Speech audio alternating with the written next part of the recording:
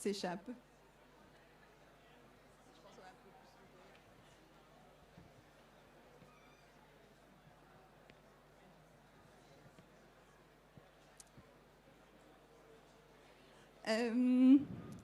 Alors, mon prochain invité est Thomas Rousset. Donc, Thomas Rousset qui publie aujourd'hui un livre avec Loose Joints qui s'appelle Praberians. Donc, Thomas est originaire de Grenoble, mais il vit maintenant à Lausanne et a obtenu un titulaire d'un bachelor en communication visuelle et photographie à l'ECAL. Ton travail est exposé entre autres à Amsterdam, Berne, Cologne, Genève, Arles. Et tu as auparavant publié 164 Degrees on the Equator, en collaboration avec Charles Nègre, si je ne me trompe pas, et Waskatate en collaboration avec Raphaël Verona. Alors, ton travail se situe vraiment entre documentation et fiction, comme on va vraiment le voir sur les images. Tu utilises la mise en scène comme un dispositif pour interroger les différentes facettes des rituels du quotidien.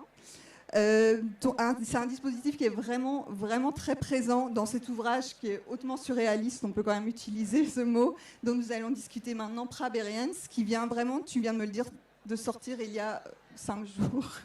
Alors, donc, dans celui-ci, tu dépeins, on peut peut-être lancer les images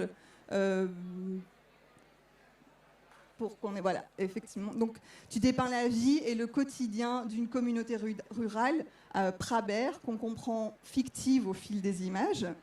C'est un travail qui mélange à la fois documentation, fiction, mise en scène, assez absurde, surréaliste. Et tu as toi-même grandi dans un petit village que tu as en partie photographié pour cet ouvrage. C'est un travail qui s'est étiré sur plus de 10 ans quand même. Donc je voulais savoir quel était le point de départ du projet et comment est-ce qu'il a évolué sur une aussi longue période. Alors bonjour, déjà merci de m'avoir. Avec plaisir. Donc comme tu l'as dit, je viens d'un petit village au-dessus dans la région grenobloise où une partie de ma famille... Je parle trop fort ou non, ça va ? Où une partie de ma famille sont agriculteurs de montagne, où ils ont une petite exploitation d'élevage bovin. Mon petit cousin avec qui j'ai commencé ce projet il y a maintenant plus de 10 ans a repris maintenant la ferme familiale, il a 25 ans. Son père lui a vraiment transmis cette passion de la paysannerie, mais également toute une sorte de passion pour les objets liés à l'agriculture, liés à la ferme, etc.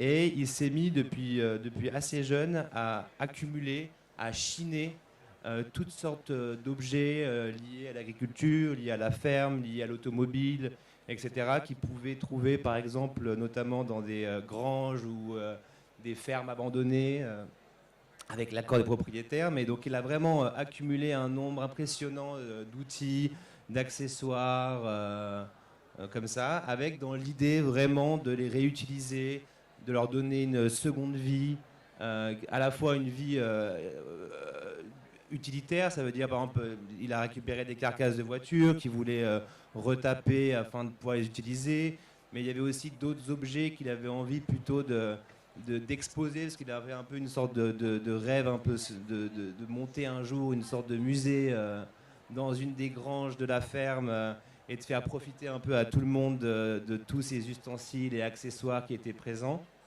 Malheureusement, avec le travail de paysan aujourd'hui, il n'a pas vraiment le temps de faire ça. Et il bosse, enfin, voilà, c'est un travail qui est extrêmement lourd, de 5h du matin à... Voilà. Donc finalement, tous ces objets se sont accumulés et accumulés au fil des années dans la cour de notre ferme. Et jusqu'à devenir un véritable capharnaüm, un mélange un peu de camp de gypsies à une casse, donc voilà.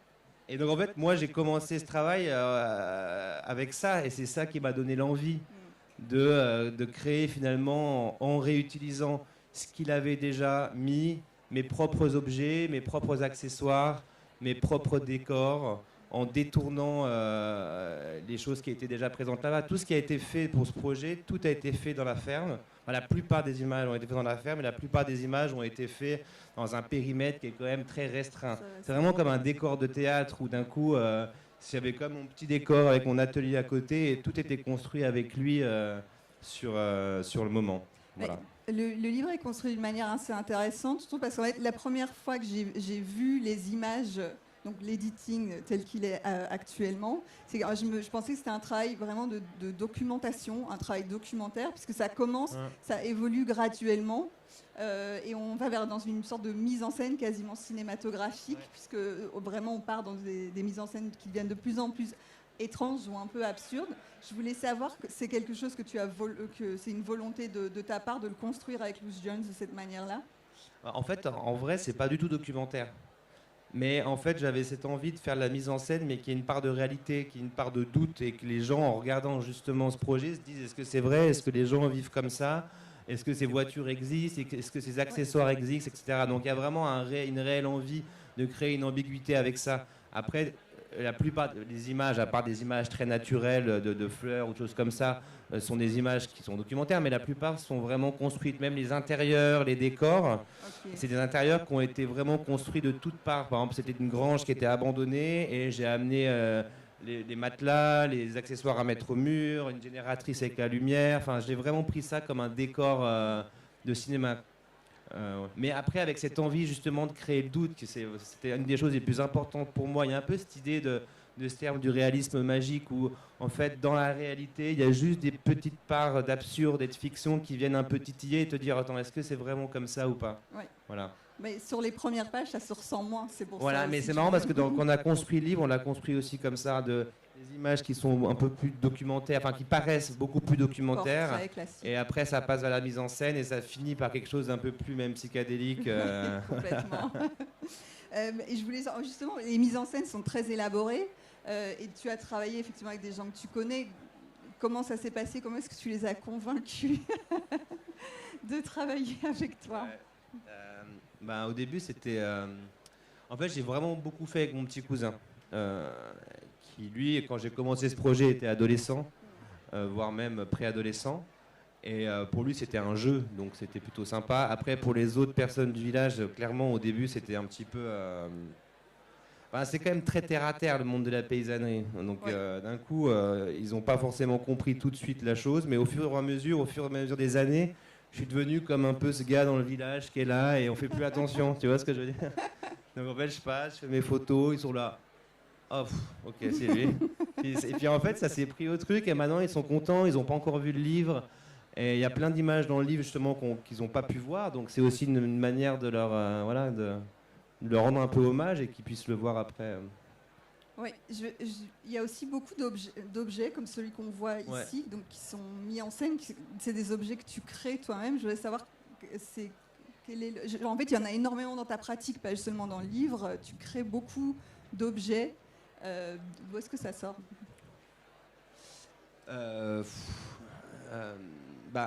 Honnêtement, l'inspiration, elle est vraiment très, très vaste. Ça peut aller justement en me baladant dans cette ferme, je regarde tel objet, je me dis comment je pourrais le transformer. C'est venu par rapport à des films. Je me rappelle à l'époque où j'ai commencé ce projet, j'étais fan de Kusturica et de Chat Noir, Chat Blanc. J'adorais aussi Fellini, des choses comme ça. Donc après... C'est des éléments qui t'aident à introduire une ambiance ou une atmosphère peut-être plus absurde ou surréaliste. Pardon? C'est des éléments qui t'aident à introduire d'autres éléments de langage dans le livre, peut-être plus absurdes. Oui, justement, là, par exemple, des images que tu as montrées là, on voit clairement que c'est pas... j'essaie pas de piéger la personne en faisant croire que c'est du documentaire. Là, on sent à des moments quand même que c'est mise en scène. La lumière, comme tu l'as dit, elle est quand même assez cinématographique. Donc, c'est très centré, c'est assez théâtral quand même. Donc, je voulais savoir, en fait, donc tu t'intéresses à la question du rituel, ce qui était peut-être plus prononcé ou plus évident dans tes précédents projets, à mon sens, peut-être plus terre à terre. Mais ici, comment est-ce que ce rituel trouve sa place dans ce livre? Je pense que dans les livres précédents, celui de la Bolivie, c'était vraiment lié à l'animisme, au syncrétisme, etc., des choses liées à une sorte de religion, de pratique, etc. Là, il n'y a pas du tout un lien avec la religion, c'est plus des rituels que j'ai créés, que j'ai inventés, qui sont par exemple, les rituels, ça peut se traduire par beaucoup de choses, par les costumes, par des décors, par des pratiques que seules certaines personnes font. On peut le rituel, même les rituels du quotidien, on a chacun un rituel le matin. Enfin, je pense que le rituel, il peut être vu d'une manière vraiment assez vaste. Et là, comment dire, c'est différent parce que les livres précédents, c'était basé sur des rituels qui existent déjà et que je retransformais. Et là, c'est vraiment des rituels que j'ai créés et qui sont propres uniquement à moi-même. Et comment est-ce qu'on peut en savoir un peu plus? Pardon? Comment est-ce que tu as créé ces rituels basés sur... Comme je te dis, en fait, c'est beaucoup sur l'intuitif, c'est beaucoup quelque chose qui se crée. Franchement, j'ai pas énormément de références sur comment je les ai créés. C'est vraiment en baladant. En fait, je me passe beaucoup de temps à me balader dans cette ferme, à regarder les objets, à les tourner, à me dire comment je pourrais les transformer, à me dire comment je pourrais utiliser telle ou telle chose. Mais j'ai pas une référence, tu vois, voilà. Après, mes images, elles sont travaillées à l'avance. C'est que souvent, je faisais des croquis, je les dessinais. Elles sont quand même assez réfléchies. Et voilà. Ok. Comment donc ce projet est maintenant publié par Loose Joints, comment s'est passée la collaboration? C'est toi qui as été les voir ou... Oui, c'est moi qui les ai contactés. Elle connaissait mon travail, Sarah. Je crois qu'elle avait envie. Bref, en gros, c'est moi qui ai fait le premier pas. Ça a mis un petit peu de temps du moment où on voit les mails, etc. Mais après, dans la collaboration, c'est hyper intéressant parce que quand tu travailles sur un projet pendant 10 ans, tu n'as plus du tout de recul sur tes images. Ouais. Et honnêtement, moi, j'étais dans un système où j'arrivais plus du tout à me dire quel type de livre, comment faire la séquence, etc. Et d'avoir une vision hyper nouvelle, hyper fraîche, avec des gens qui n'ont pas un affect sur les images, ça a vraiment aidé. En plus, eux, dans leur collaboration, il y en a, Sarah s'occupe plutôt de l'editing, de la séquence. Lewis fait plutôt tout ce qui est design du livre, objet, impression. Et donc, tu vois, les rôles sont très séparés. Et elle a vraiment construit ce livre de manière... Justement, c'est elle un peu qui a eu cette idée de partir sur quelque chose de beaucoup plus documentaire, d'amener petit à petit la mise en scène pour partir sur quelque chose de vraiment un peu plus fou et psychédélique. Ouais. Et je trouve que c'est intéressant de ne pas d'arriver dès le début sur quelque chose qui est complètement absurde, fou, mise en scène. Donc il y a vraiment cette transition qui se fait petit à petit dans le livre. Ok, mais voilà. Merci beaucoup. On arrive déjà sur la fin de notre speed booking. Est-ce que quelqu'un a des questions pour Thomas sur ce nouvel ouvrage? Non. Est-ce que tu as des signatures cette semaine? Oui, je fais une signature après à 15h là au stand de Loose Joint. Okay. Voilà, ici à... Ah, mademoiselle.